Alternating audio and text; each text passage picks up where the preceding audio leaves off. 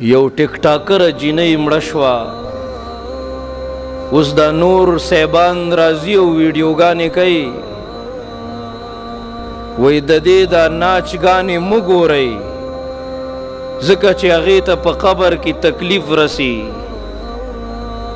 نو چې ته دومره پوهېږې چې په قبر کې به تکلیف وي نو مه کوئ که نه، نور به څومره خپل الله خفه کوئ، نور به څومره محمد رسول الله خفه کوئ، نور به څومره د دې دین او اسلام مخالفت کوئ. د مرګ او د ژوند پته نه لګي. زه به په دې منبر ناظم که ټیم مې برابر شو دلته به لاندې راوغورځېږم، تاسو به راله لاس او خپې مه کوئ. هله څه چل پې وشو؟ وظن انه الفراق اذا جاء اجلهم لا يستاخرون ساعة ولا يستقدمون.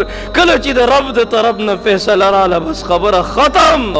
تا چې بل باندې د خورو ډیری جوړ کا، دغه شانتې به په تا هم واوړي خاورې، اوازونه چې د بل د مرګي اورې، دغه شان به ته د خپل مرګي هم واورې. عجیبه رحمانه زړه دې د کتو دی چې مرګی په دنیا شته او ته لا خاندې، او یو زنده چې د مرده په قبر تیر شي دومره بس دی نصیحت په دې دنیا. او په مزار مې داسې چپ ولې تیریږي، تورې خاورې خو آواز کولی نشي. ټیک ټاک کې به خلک ګوري، ستا بې حیایي به خلک ګوري. ای خورې که نن ستا په سر باندې د بیبي فاطمې د حیا څادر په نظر نه راځي نو موږ ناکام یو. دا د ګناهونو دلدل به موږ د جهنم کندو ته وغورځئ.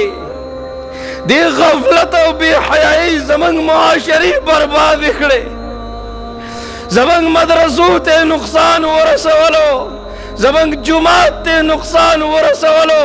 وګوره خاندانونو کې کورونو کې توڑ پیدا کړی دی، زموږ د سجدو نه حسن ختم کړی دی که نه.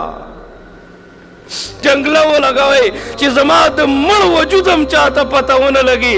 ته ولې نه پوهېږې؟ ته به د سړي غوندې مونځ نه کوې، غوږونو له به ګوتې نه وړې، داسې به کوې، د سړي غوندې رکوع به نه کوې، ته به صفا مروه کې منډې نه وهې، هغسې سجده به د سړي غوندې نه کوې، د هغه غوندې قاعده به نه کوې. ای کفن کې ستا کپړې سیوا دي، ستا د حیا فکر دی. ته چې قبر ته کوزېږې خلک څادرې تاو کړي چې ستا په مړ وجود باندې د چا نظرونه لګي. اے رب کائنات په قبر کې دننه په کفن کې ستا سر تور نه مني.